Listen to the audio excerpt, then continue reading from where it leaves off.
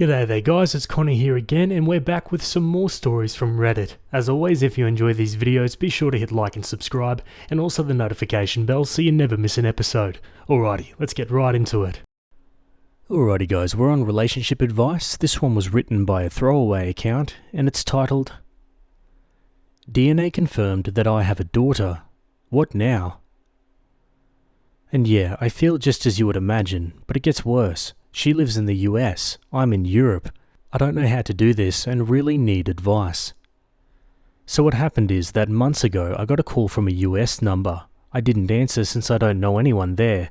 Then again the same day, so I answered ready to yell at some scammer. A girl on the other side introduces herself and just says that she thinks I might be her father. That was the first thing she said. Hi, my name is Jane and I think you might be my father. Fake name.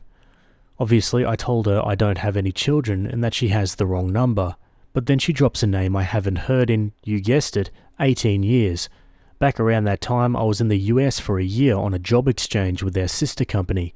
I met a woman there and we hooked up over maybe a few months. I remember buying condoms after meeting her, but I can't remember if we used them every time. Anyway, I gave her my non-US number, but never heard from her again. The girl on the phone asks me if my name is so-and-so, and I freak and almost hang up on her. She tells me more about her mother, and I just sit there like an idiot. She'd found my name and number in her mother's diary, and now, as she turned 18, she wanted to contact me.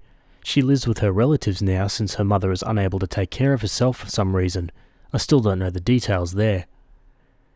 She asked me if I'd be willing to do an ancestry DNA test and even offered to pay for it. She ends by saying I should think about it and ask if she can call me again. I just say sure and we hang up. I swear I was about to faint right there and then. The whole conversation lasted only like 5 minutes. I end up taking the test and we talk a few more times. The test took forever, but yesterday she sent me a screenshot of her profile matching 50% to mine. I mean, that's just it, right? We haven't spoken since, just messaged some. I lied and told her I'd been busy and we'll talk later, which now makes me feel like an ass. Up until this point I've kept it together, holding on to the thought that I'm probably not the dad, but now I can't deny it. It's probably been half my life since I last cried. I haven't told anyone about this. I was kinda hoping the DNA test would come back negative and then I wouldn't have to. How to even break this to my family? I just know they'll all want her number so they can call her, and then they would start flying over to see her or bringing her here. They're really pushy like that. My mum is going to freak out. I don't see my family more than a few times a year, but we all get together during Easter. Should I do it then with all of them at once or one at a time? I have a picture of Jane, but not much more info than what I've written here. I'm the youngest sibling, and now I suddenly have the oldest of the cousins in the next generation, and I never wanted kids at all. I just don't like them and hate being tied up. Even had a vasectomy since then. And that's the easy part. The real problem is what to say to Jane. Can some sane person give an example of what to say? I've promised to call her tomorrow. Has anyone discovered they have an unknown child? If so, what did you do? How did it go? How did you connect? What happened when you met for the first time? What did your family say? I'm a bit embarrassed by this, but is there any risk of me having to pay child support retroactively? I can probably afford it, but I really don't want to. Wow, what an experience that would be. I would have no idea what to do here. I guess the good thing for OP is that he doesn't really have a kid. I mean, she's already fully independent and an adult, so it's not like he has to worry about raising her when he obviously doesn't want kids. Let's go to the comments. My husband found out he had a grown daughter from way back before we met. It all turned out great. She's wonderful. Her husband is too, and our family got a bit bigger, with more people to love. The hardest parts of raising a kid is over for Jane. All she wants is to know her father. You're not obligated, of course, but what would be the downside? She doesn't need a kidney, does she? Wow, she sounds super mature. I remember finding out about my dad at 18 years old. Connecting with him and that side of my family was really important to my sense of self. OP, absolutely take some time to get yourself in order, but please don't deny her the opportunity to connect with you and your family in the longer term. She sounds like she's had a fairly hard life, with a mother with health issues, and probably mostly raising herself.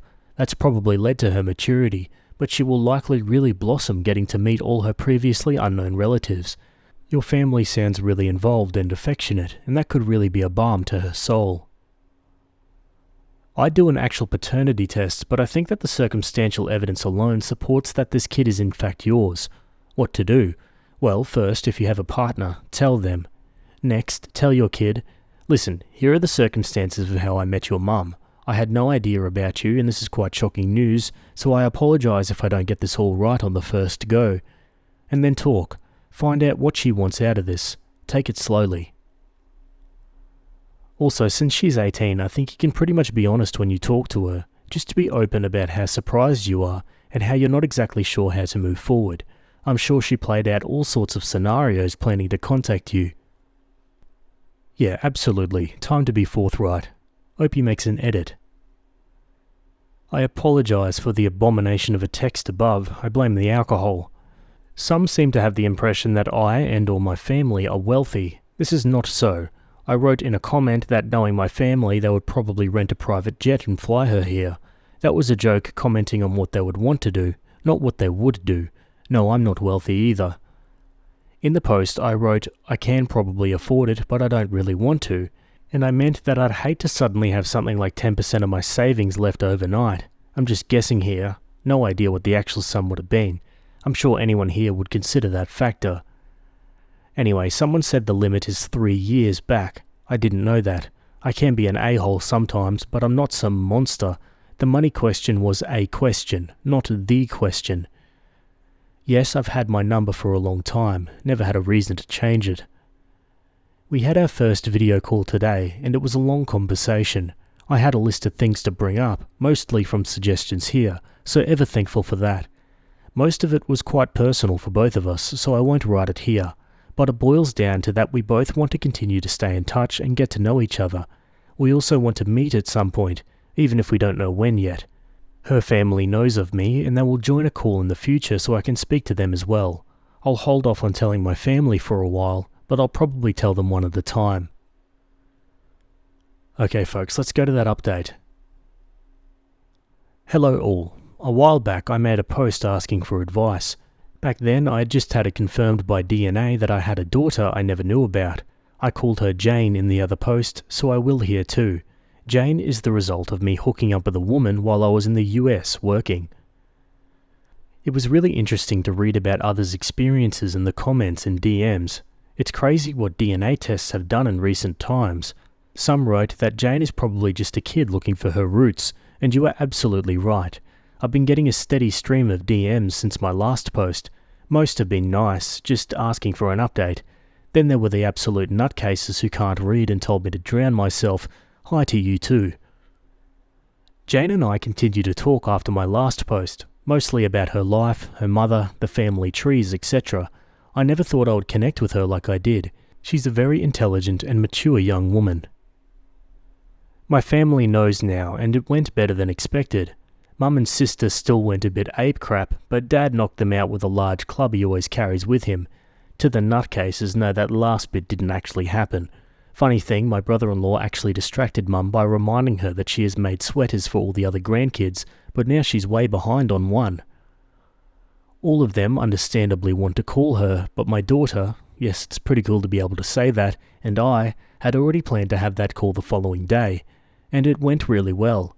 We made introductions, explained everything that had happened, and that we'd planned for me to meet her by myself before anything. And guess what? We did meet. I flew over for a 10-day stay since I'm on leave and she's working during the summer. That way we could hang out in the evenings and weekend, and I could go full tourist during the day. It was surreal from the start. I landed at the very same airport I left from almost 2 decades ago, and she was there to meet me together with her aunt. I can't describe with words what it was like to hug her for the first time. I'd seen her many times in video calls, but she was just so beautiful in real life, I started crying. I met so many people in the first couple of days, I can't remember the names of half of them. I gave her the sweater from my mother, a hand-drawn family tree from my niece, and a gift I made myself, but I won't tell what that one was. While I still don't agree with the Georgia weather, I had a blast during the days just walking around town. I went to Jane's workplace almost every day, and pretended to be a regular customer. We had lunch and dinners either alone or with the rest of her mother's side of the family. All of them were so nice and welcoming to me. I visited their house every day, but chose to stay at a hotel since I didn't want to be a bother or impose myself too hard on Jane's life. Obviously, Jane and I talked a lot, about anything and everything, but mostly about her upbringing and her mother. I mentioned in the previous post that her mother wasn't able to care for Jane. I didn't press that subject much at first, but it was unavoidable after a while. I won't get into all the details, but her mother is sick and has lost some cognitive functions. She recognizes Jane and some family members well enough, others not so much. We went to visit the facility where she lives, and Jane introduced me by name, not as her father. She sadly didn't recognize me, so I stayed in the background for the remainder of our stay.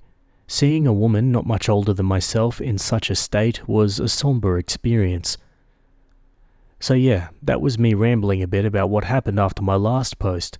There was obviously a lot more, but most of it is deeply personal and emotional, and I won't go through it here. I'm back home and we're keeping communications open.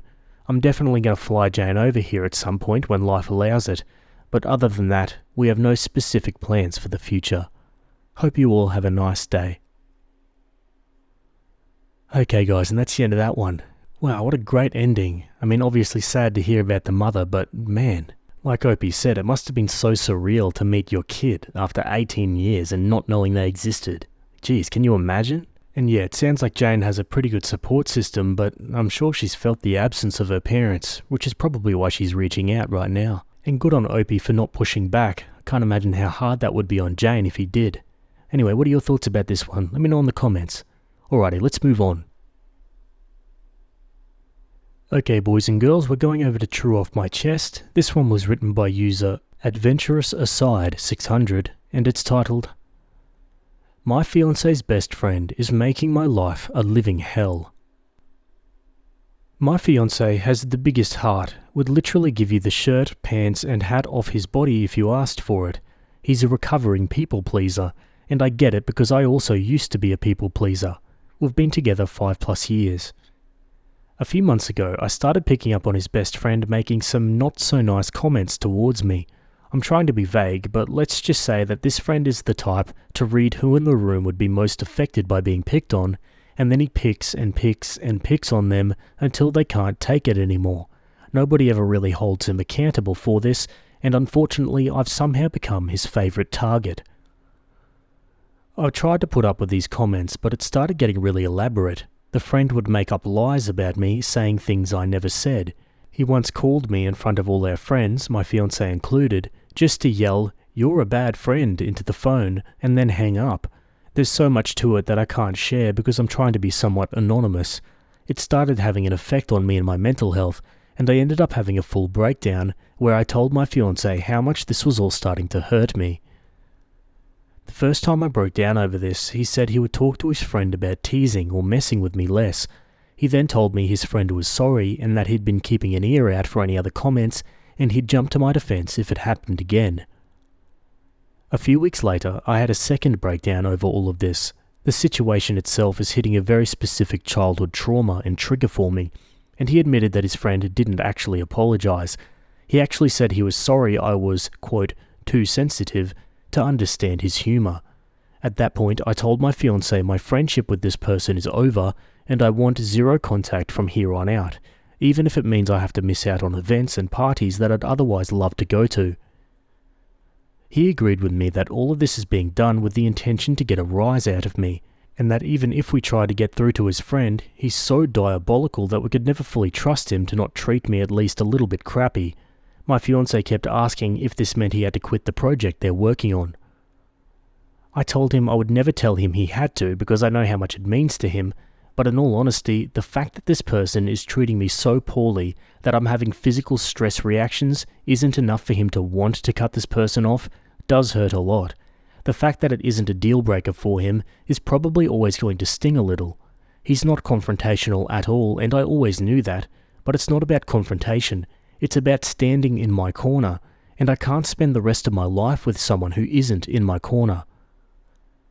This friend is getting married to my best friend in a few months, and we're both supposed to be in the wedding, but I really have no clue how. I get a literal knot in my stomach anytime his name is even mentioned now. I have seen this friend one time since all of this came to a head, and he was so over the top nice to me that it came off as cocky. I had the second breakdown a few days afterwards because I realised I'm possibly going to spend the rest of my life on edge and on guard anytime this person is even somewhat in my vicinity, even if they aren't actively effing with me. I don't know how to come to terms with the fact that my fiancé was willing to lie to me on his crappy friend's behalf, but he's not willing to stand in my corner against him. I think it'll always hurt.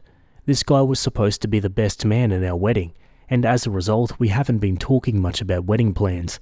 I think if he's still planning on this friend being in our wedding, I may have to call it off for my own sanity, and that sucks so bad. This is frickin' eating me alive. I love my fiancé so much. I love his big heart and the way he loves with all of it, but he loves some truly wretched people, and I don't know if he'll enforce any boundaries with those people before the lack of boundaries becomes too much for me to handle. I'm just hurt and hurting, and I just want whatever outcome to play out so I can stop feeling so guilty and awful all of the time. Man, goes without saying, this guy sounds like nasty work. And yeah, Opie's right, her husband, or fiancé for that matter, should be cutting this guy out. I don't think being a people pleaser is a good enough excuse to not do that. Opie answers some comments. Has Opie's fiancé defended her in any way? Not necessarily. He's non-confrontational, but he knows the behaviour isn't sustainable.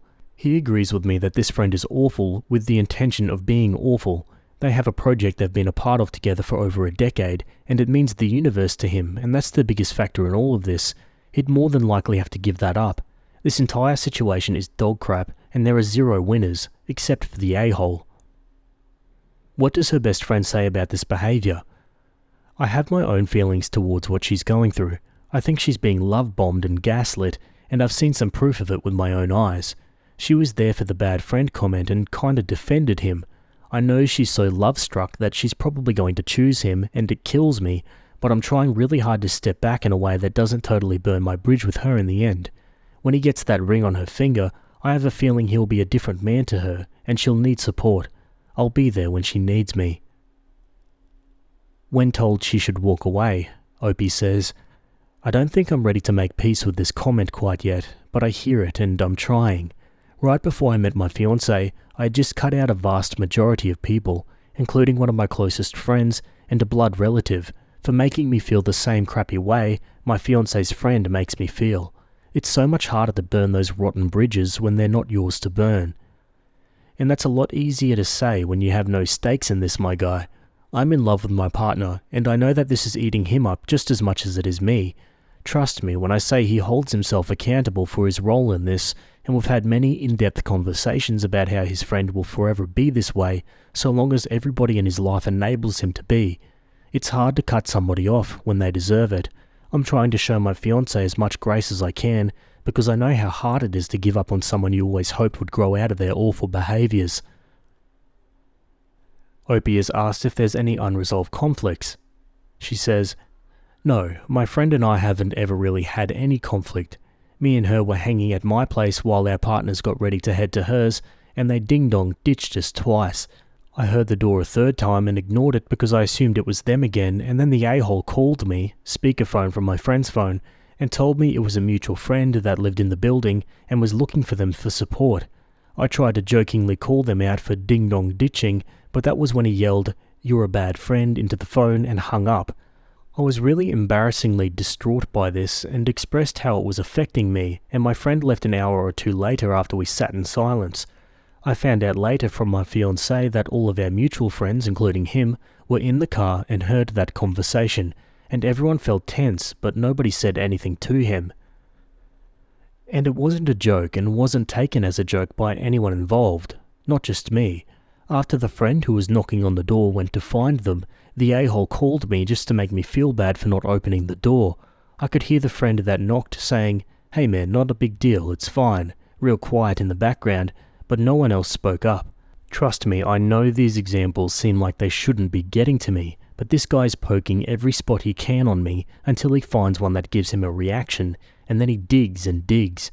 It's hard not to be hurt or triggered when his literal intention is to hurt and trigger me. I know this isn't going to go on much longer. Yeah, by Opie's accounts, it sounds like everyone's pretty hyper aware of it. I mean, maybe not hyper aware, but aware to some extent. They're not like completely oblivious that this is unacceptable behaviour. Maybe all it'll take is one or two of those people just putting him in his place. Let's go to an update. Never thought I'd actually update this account out of sheer frickin' embarrassment, but I wanted to share this for those who encouraged me to put myself first. I want you all to know my partner absolutely came through and protected me in this. We spent all this time since my last post up until last week communicating and trying to find a resolution, and walking through how it got this bad. He took a lot of accountability for that. This is not a case of me giving in. He understands fully that this only got so bad because it's never been handled correctly, and he had a major hand in that. There were so many more layers to this than a Reddit post ever could have conveyed. The bottom line is we are closer than ever, and after a lot of talking, we decided on my partner sending a firm but not unkind message to his friend, explaining the behaviours, explaining that they were hurting his partner, and that it needed to stop. He asked to write up the first draft and we could go over it together to try and perfect it. Reddit, please know the first draft my partner wrote was so spot on what I needed to read that it instantly shifted us into us versus the problem mode when we'd been stuck butting heads for weeks. He laid everything out so clearly and in ways that we hadn't discussed, so I know it came from him. We had to tone down a lot of the big emotions. We really truly gave the message its best shot to address the situation without being hostile. We knew the response would be bad no matter what, but I don't think anything could have frickin' prepared us. This man went full scorched earth and blew up everything almost immediately. He insulted my partner, he told him these events didn't happen the way I claim they do, he demanded they meet up alone with a mediator, he even threatened to reach out to my partner's parents to fill them in, which is probably the moment we stopped taking his responses seriously. All of us are almost in our 30s. If once wasn't enough, he threatened it twice. We actually had to call them and warn them that he would be showing up at their place later this week and not to open the door. There's still a good chance he'll attempt it. We stayed respectful throughout all of this, which I feel good about. We didn't stoop to his level. We didn't insult anyone. We asked for basic human respect, and somehow it blew up spectacularly. In the end, we both received a massive wall of text from my now ex-best friend, fully backing up her man and telling her side of the story, which is so insanely far off from what actually happened that all I can do is laugh. We've been shifting from crying to being dumbstruck to just straight up laughing because of the absurdity. I went into this thinking she was brainwashed, but it turns out I was wrong. They're a perfect match. I wish them all the best. I'm sending them one last message setting the record straight, which my partner and I decided together was the best approach from just ghosting, before moving on from this entirely. I'm going to make it very clear this is done. Zero contact indefinitely, and I will never look back. My partner and I both deserve way better friends, and we both see that so clearly now. I'm so freaking glad I learned my friend's true colours before we dropped $800 on a hotel for their wedding. Thank you to everyone who was kind. Not only did I put myself first in the end, but my partner did too. We're going to take this week in stride and process it all, grieve the friendships we once thought were forever, and at the end of the week, we have a conveniently timed vacation to my partner's family cottage. I think we're going to come out of this stronger because we already feel it. Again, thank you to those who had something productive to say, and I've made my peace with all the rest. I guess if the guy does something else outlandish, maybe I'll update, but for now, this chapter is closed, and I'm so ready for it to start collecting dust. Wow, how about that? I mean, I kind of predicted that he'd blow up, but not to that extent. Jeez, this guy's got some serious issues. Opie makes some final comments. When told victims of abusers do a 180 in their behaviour to explain why her best friend is acting the way she is and shows the ex-friend's side.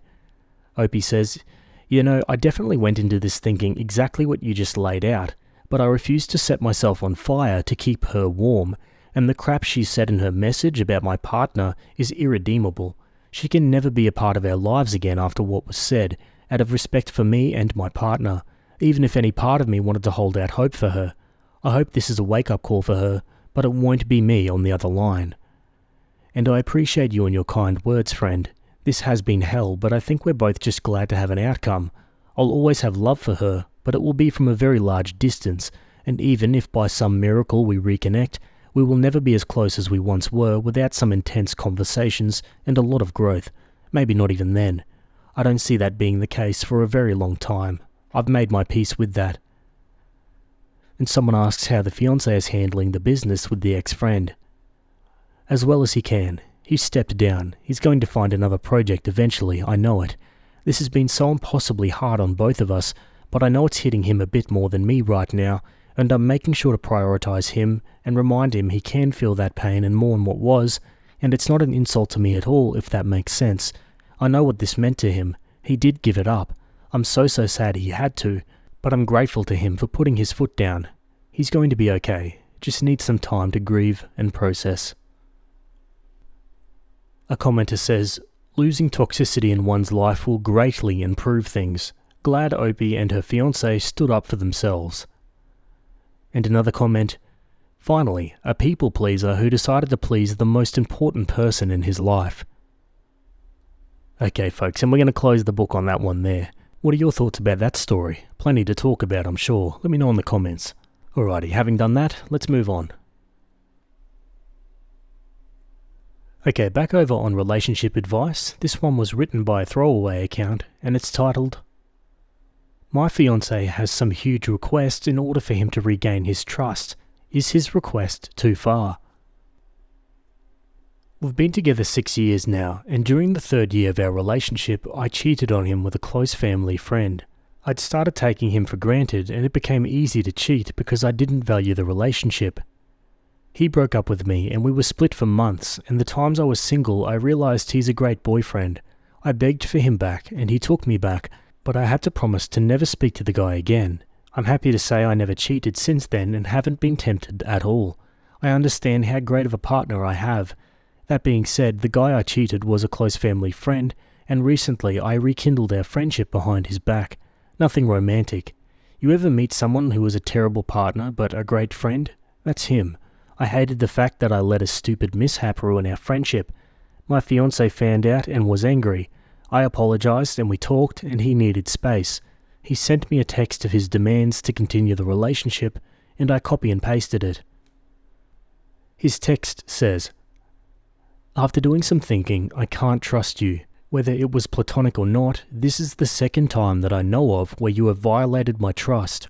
The hardest part isn't this, but now I have to wonder how many times have you violated my trust or done something behind my back that I just don't know about.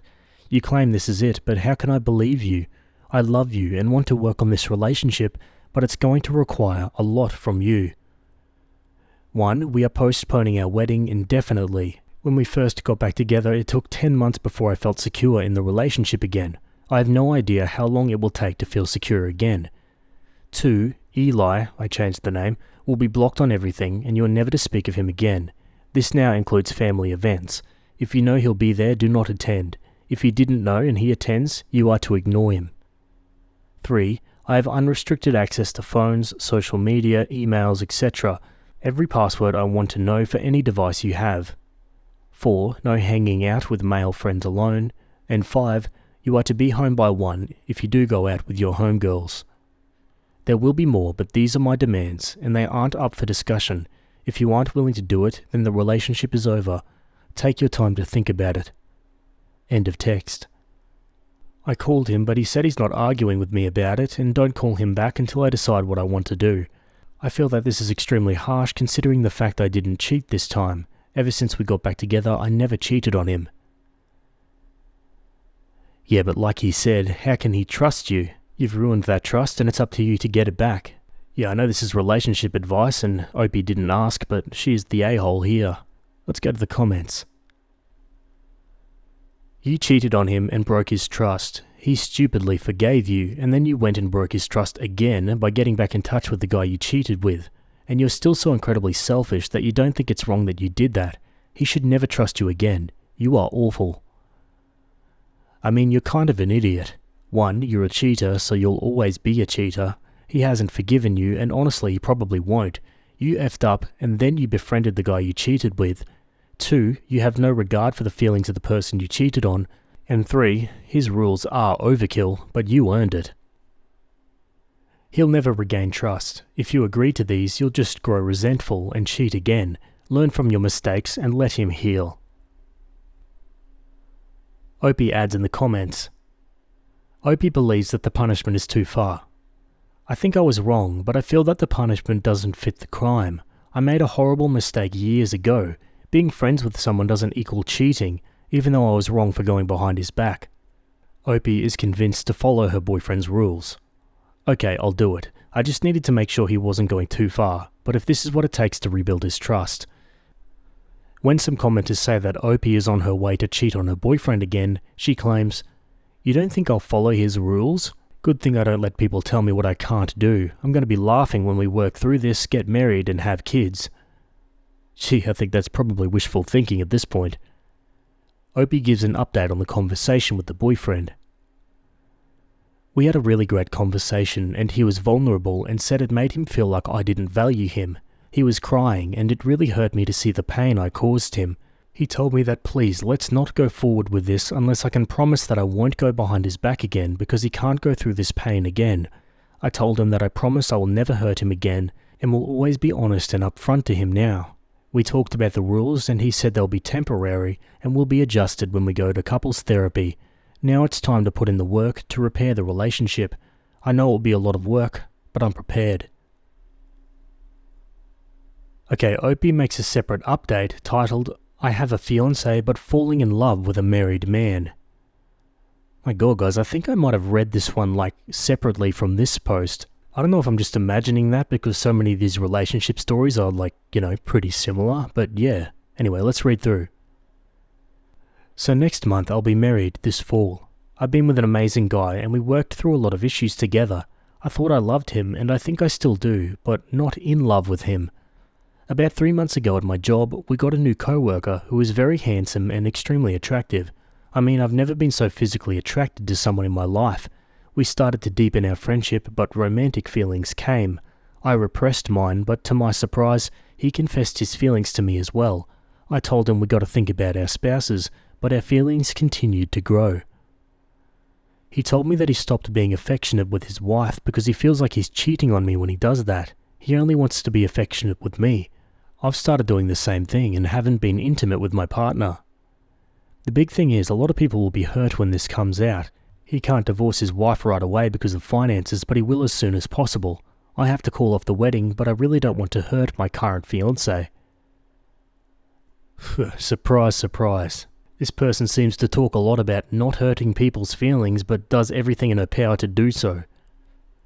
When asked about her previous infidelity, Opie says, I have cheated before and I'm starting to realize it's because I didn't understand being in love. With the guy I'm seeing, we both aren't romantic with our current partners. I don't want to be with anyone but him. Also, he's going to divorce his wife. We have a plan for when his finances get straight. Someone asks, how is she justifying this affair? This is completely different. The first time I cheated was because I was selfish. This time it was because I fell in love with someone else. I didn't choose this. No one picks who they love. This whole experience has taught me how complex love is, and that I've never been in love before. Opie adds, that's not fair. I didn't want any of this to happen. It breaks my heart that I'm going to have to call off the wedding, but he's a great guy and I'm certain he'll find someone else. I wish I loved him or didn't fall in love with someone else. Because life is more complicated than that. I don't want to hurt him and be thinking, oh, the best way to tell him, you guys act like this doesn't hurt for me too. You guys are not being understanding or empathetic. And when commenters tell Opie she's gullible about the married guy, she keeps emphasizing, I'm going to tell my fiancé, but we can't tell the other guy's wife yet. He's trying to get his finances in order first. Opie updates. I took everyone's advice and decided to end things with my fiancé. This was the hardest thing I had to do in my life. I know you guys think I'm a terrible person, but this is an unimaginable situation to find yourself in. I want everyone to know how much this hurt to do. I really wish I didn't fall in love with someone else. I wish I could make myself fall in love with my fiancé, but I can't. It took me so long to accept this. I hope you guys can understand that I can't convey this enough that I care about my ex-fiancé. I know this will be the best for both of us, even though it's hard right now. When asked if Opie told her ex-fiancé the truth, she says, "I didn't lie. I told him the truth, that I fell in love with someone else. I told him I still care about him. I keep telling you all that I care about him and would never use him as a backup. He's a great guy and there's a woman out there who will love him and be happy to have him. There's no reason we both can't be happy." When commenters tell Opie that there's no way the married man is going to leave his wife for her, she says, "He is going to divorce his wife. Unfortunately, divorce is extremely complicated, but he said he'll keep me updated. It's not just finances, but a lot of other legal stuff. Since I wasn't married yet, it was easy to end things. For him, it's a lot more complicated than that." And no, I was very clear in our conversation today that I want this figured out by the end of the year. That's plenty of time for him to figure out finances and legal stuff. That way, by 2025, we can just focus on each other. Oh, plenty of thoughts about this one, I'm sure. I mean, I can hear the keyboards typing already. This woman is an absolute train wreck, and yeah, I feel bad for her fiancé, but he did take her back, so he's a little bit silly as well. Okay, Opie makes a new update, 3 months later. "I realise I treated my fiancé horrible and received my karma. My co-worker and his wife are getting a divorce because she found out he was cheating with multiple women, plural. He's a disgusting animal. He lied to me and others pretending that we were the only ones. I ended things with him. I'm glad he's been exposed. Now, regarding my ex-fiancé, I've taken the time to reflect and realise he's actually my true love. I hate that I hurt him. I reached out again to him, but he said he'll always love me, but he's done with me. That was painful to hear. I just can't get over what my co-worker did in destroying multiple relationships, including mine. It's painful to see and experience. Edit, I wasn't clear, but I take responsibility for my actions. Just because I'm condemning his disgusting and manipulative behaviour doesn't mean I'm justifying my actions. My actions were horrible, but I've learned from them." My god, for some reason I feel the need to apologise for that absolute train wreck I just read. Sorry guys, God. So in the end, Opie is an absolute stain and a hypocrite, and her ex-fiancé is better off leaving her alone. Can we just leave it at that? Yeah, leave your thoughts down below. Let's move on. Alright, petty revenge time. This one was written by user Chaksai, and it's titled, "Don't want to sell me a bagel? Bet." I went to a coffee shop with a friend about a year ago, and I wasn't too hungry but wanted a quick bite.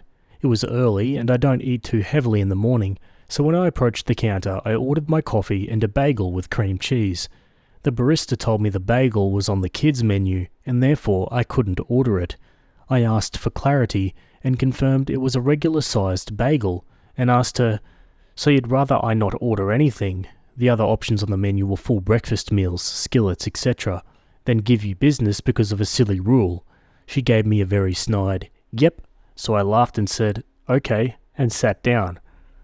I explained to my friend what just transpired, and she said, "Nah, I have an idea." She proceeds to put in a DoorDash order for one bagel to be picked up. We keep an eye on the counter, and sure enough, I see the bagel ready to be picked up. I approach the counter and ever so kindly ask for my DoorDash order for my name. The same barista tosses the bagged bagel at me without saying a word and walks away. A very weird hill for them to die on, especially because bagels are such a common breakfast item, so it was odd to limit it to children, and I can't understand wanting to sell the more expensive breakfast meals instead. But seriously? You're not going to sell me a bagel? For what? I should have known the vibes were off the moment I walked in, and the entire coffee shop was that live, laugh, love barn door aesthetic too. Yeah, they're all like that these days, aren't they?